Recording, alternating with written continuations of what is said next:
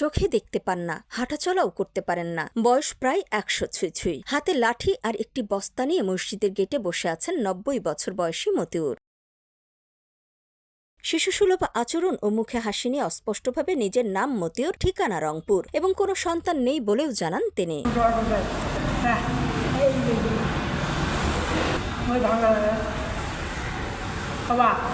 দিনাজপুরের হিলি চরমাথা মসজিদের পাশের এক দোকানের কাছে একটি ব্যাটারি চালিত অটোরিকশা তাকে রেখে চলে যায় বলে জানান স্থানীয়রা।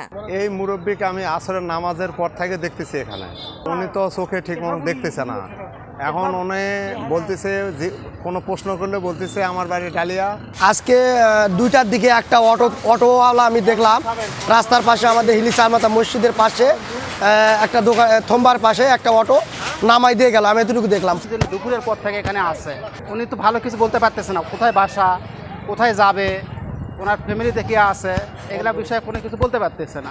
প্রাথমিকভাবে চিকিৎসা প্রদানের জন্য হাকিমপুর উপজেলা স্বাস্থ্য কমপ্লেক্সে তাকে ভর্তি করা হয়েছে বলে জানান ওসি। আসলে আমরা সংবাদ পাইছি যে এরকম বয়স্ক একজন লোক শারীরিকভাবে অসুস্থ, তো সে নাম ঠিকানা বলতে পারে না এবং কোথায় থেকে আসছে সেটাও বলতে পারে না, কথা বলতে পারে না।